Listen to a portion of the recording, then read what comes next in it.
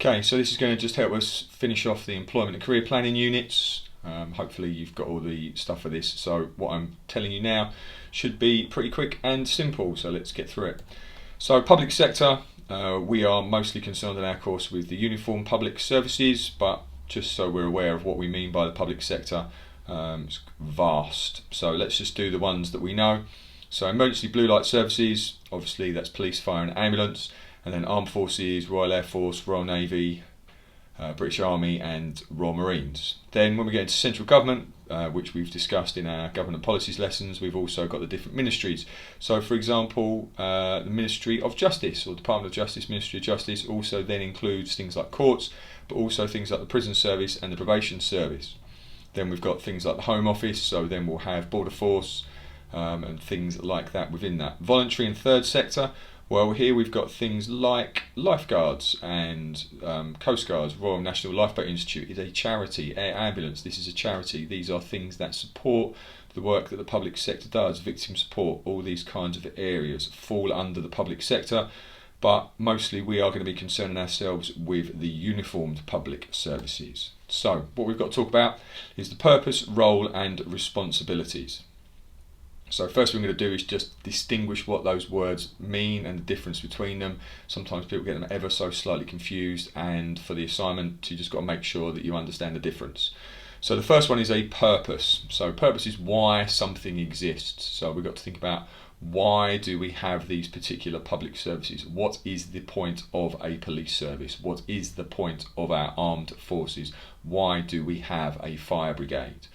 Alright, so the first thing is, why does it exist? And we'll come on to that in a second, but also it might have things like missions, visions, aims. These are all things you might see when you are looking on their websites. Okay, so that's the first key one. It's generally quite small, about why something exists. So the role, this is the bigger one. So this is what the public services do, or any organisation does, in order to meet its purpose. So if the purpose of the college is to educate people, well, how do we do that? What does the college do? What do I do in order to meet the purpose of increasing education and giving you knowledge? Okay, so that's more of the day-to-day kind of stuff that we'll talk about in a second. And then lastly, the responsibilities. So with the public services, they are responsible obviously to the taxpayer and the government and the public. But how can you show that you are meeting your purpose? So if the purpose of the police service is to reduce crime, how can we show if that organisation has met its purpose or not? So we might look into statistics, etc. Same with education. How do we show that the college is educating you? Well, we look at grades, statistics and things like that. So let's go through and cover each kind of each service. So the purpose of the emergency services, so these are our blue light services. So most important thing is to prevent incidents. So whether that's crimes, fire, public order, public disorder and accidents. The main job of a firefighter is to prevent fires, not to put out fires. The example I always use is it'd be much better if your house didn't burn down in the first place, rather than your house starting to burn and then the firefighters coming along to rescue you. It'd be much better if you weren't mugged in the street, rather than getting mugged in the street and then the police finding who it was and bringing them to justice. Okay, so the key part of the emergency service is to prevent incidents from happening. However, we know that incidents are going to happen, so how do the emergency services then respond to those incidents and emergencies? How quickly and effectively can they do that? Okay, moving on to the armed forces. So they have some key purposes. These are generally the same across all three of the main armed forces. First one is to defend the UK and its territories. If you're not sure what we mean by territories, go on Wikipedia, look up things like the British Empire and look at the kind of territories that the UK still has. Famous example, 1982 would be when Argentina invaded the Falkland Islands. So if we haven't talked about that, you can look that up, etc. We don't have the vast empire that we used to have, but we still do have territories around the world that are part of the United Kingdom. Secondly, the armed forces help to support international peacekeeping, so trying to make the world a safer place for everybody, working in conjunction with things like NATO. If you're not sure what that is, look it up, in order to try and make the world a safer place. It's not all about fighting and shooting and stuff like that. So a lot of what the armed forces do is humanitarian aid and disaster relief. So if there are things going on around the world, or even in the UK, how can they help with that? The armed forces have a large number of people, large number of vehicles, can mobilise large amounts of people in very short notice. So for example, earthquakes, storms, tornadoes, flooding, they can go and help countries that might need their help. And the last one, support the civil authorities. So a lot of people think this is more to do with riot control. No, armed forces don't do riot control. This is if, for example, the civil authorities, local government, central government are unable to cope with a particular incident, they might call upon the armed forces to help. So a good example in the last year or so would be there was a dam that was looking like it was going to break, and it was going to flood and basically destroy a village. So the RAF came in with their helicopters and basically helped to repair the dam so that these people then weren't going to lose their homes. We've had a lot of flooding over the last couple of years. So, for example, the police service, fire brigade, local authorities, don't really have boats. But the Royal Navy, for example, do have boats. So they can go in and they can help where it is needed. All right. So let me just stress again, we don't have the armed forces, they don't deal with riots, they don't deal with terrorism. If they were to do that, we would be in a very, very dodgy state, but hopefully we'll never get to that point.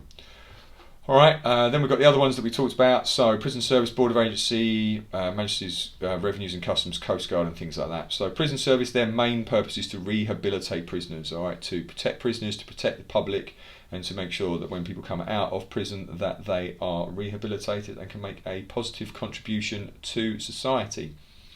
Border agencies, Coast Guard and things like that, patrolling the coastlines and also checking people and goods entering or leaving the UK. So the idea is we want goods going out. If they are going out, is it stuff that should be leaving the country? If it's stuff coming in, should it be stuff that should be coming into the country, etc. So they work a lot around, let's say for example, the ports and the airports. So you'll get lots of these kind of things down where the Channel Tunnel is, down where the ferries are, etc. Alright, so again, purpose and what they're up to. Okay, so responsibilities. So how accountable are these particular organisations? So for example, there might be pieces of legislation that are in place in order to make sure that these public services are doing what they're supposed to be doing. They're getting money from the public. So for example, we've looked at different kinds of legislation. So you've looked at, for example, PACE, you've looked at other things like that. The Fire and Rescue Services Act is a big piece of legislation that says what fire and rescue services have to do and what they can get in return. So they might have legal responsibilities. We also have things like performance indicators. So again, with crime statistics. So if you go onto the Met Police, if you live in London, go on the Met Police, go on their crime statistics, you can look at all of the crimes in your particular area. Are they doing a good job? Is crime going up? Is crime going down? What effect are these public services having on society? Alright, obviously other responsibilities, diversity, well we've looked at that in great depth, about providing a diverse workforce. And then obviously the responsibilities they have towards the public, so making sure that they are doing the things that they should be doing. Alright, so purpose, why something exists. Role, the things that they are doing. So for example, if the emergency services are meant to be preventing crime and preventing fires, how are they doing this? So for example, going into old people homes, making sure that all their fire alarms are working, patrolling the streets, making sure that criminals aren't getting away with stuff.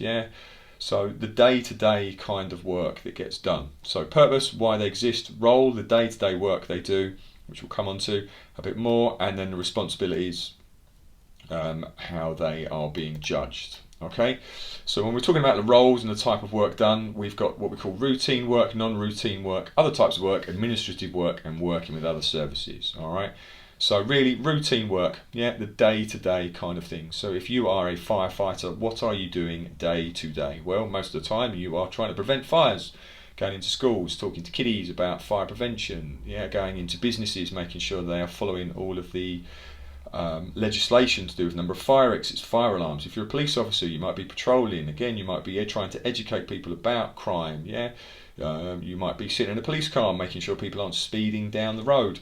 If you're in the military, you might be doing a lot of training, for example. You might be doing fitness. You might be working with other public services or working with new equipment. Yeah, all these kind of things are the routine things, day to day. Non-routine stuff, well, that's the kind of thing that doesn't come around very, very often. All right, so this could be, for example, state openings. So, for example, state opening of Parliament, that's not very routine. So there might be ceremonial duties, again, not very routine. All right, putting out fires, that's routine. Yeah, arresting criminals, that's routine. All right. Non-routine is things that don't happen very, very often. All right, other work that could be done, and administrative type work, well, that's going to be all your paperwork, the less exciting stuff that sort of needs to be done. It could be checking equipment, it could be making sure that you're preparing to go to court to give evidence, all right, all these kind of things, so the dull kind of stuff. And then working with other services, well, if you're at a road traffic collision, you're going to have fire, ambulance and police all working together. The military might be working together with each other on deployments and operations. So again, all this kind of work that gets done. It's important, obviously, that you know the kind of work that you're going to be expected to do when you go into your chosen public service. All right, and obviously when we had Careers Day, we had the guys coming in talking about their day-to-day kind of stuff. Okay, so moving on. Looking at working in the services. So this is more linked to the second part, which is the kind of jobs that are available within the public services. So we've got different types of jobs. So mostly you guys are going to be looking at operational jobs. So these are frontline staff that are doing the job. So police officers, firefighters, soldiers, prison officers, border force agents, the people that are doing the jobs that you guys want to do. All right, so we call these operational kinds of jobs. All right, non-operational jobs, so these are people that are still employed within those particular public services but don't necessarily have such a front line job. So for example, people that answer 999 calls, they are not operational jobs, they're non-operational jobs, they're not necessarily on the front line, but they provide a very important service within that. Okay, and then we have things like support staff. So all of the public services will have things like lawyers, they will have people that work in HR, they'll have people that work on the payroll. So these aren't necessarily the glamorous jobs, not the jobs that are uniformed public services, but are jobs that still need to be done. So when you're looking at your different jobs that are available, see if you can make sure that you get mostly operational jobs. Okay, and then the last bit, conditions of service. That you've got to look at. So if you're not sure what that is, if you have a job, then you should know what your conditions of service are. If you don't have a job, get a job, you lazy bum. All right. So what we're thinking about with conditions of service is what you have to do in your job, and then what you get in return from your job. All right. So sometimes it's called paying conditions, conditions of service, all kind of things that will be within your contract.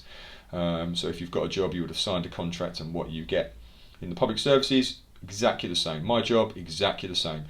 I have a list of things that I have to do that are contained within my contract, and then I get certain things from New City College. All right, so things that you need to look at. So for example, hours and shifts. So I have a very simple 9 to 5 job. I have to work so many hours a week, and my shifts are pretty much weekdays. Moving over to Haven 6 from a New City College, I now have to sign up to do a few evenings and a couple of Saturdays as part of my new role. Okay, but it's making sure that you know what the hours are. So for example, firefighters, 2 days, 2 nights, and then 4 days off. Police officers work 8 hours, early turn, late turn and night shifts, and then when those shifts particularly take place. So that's going to be really important. Find out how many hours a week you have to work and what those shifts are. Then obviously what you get in return. So everyone wants to know about how much money you get paid. All right, what is that pay? When you look at it, it might have the letters PA next to it. That means per annum. What that means is you get paid the same amount every month for 12 months of the year. All right, so most of you, if you've got a job at the minute, you'll be paid hourly. What that means is that if you're not at work, you're not getting paid. All right, most other jobs, which are called per annum, means that you basically take however much you get paid per year, you divide that by 12, and that's how much you get paid every month. Doesn't matter whether there's 28 days in the month, 31 days, 4 weeks, 5 weeks, whatever, you will get paid the same per month every month. Okay, Then you also need to look at things like how much holidays you get. So how many weeks, days do you get on holiday? When can you take those? So people always talk about, oh, teachers, you get loads of holidays. Yes, we do get quite a lot of holidays, but we can only take them at certain times. I can't just take 2 weeks off in the middle of May, for example, because I have to teach. So holidays, how much you get. And then other benefits, so this could be things like pension schemes, maternity pay, sick pay, how many days sick can you take before you start losing money. Do you get things like health insurance, do you get things like gym memberships? All this kind of stuff needs to be in there. Okay, so that's pretty much it for that kind of stuff. All right, get cracking.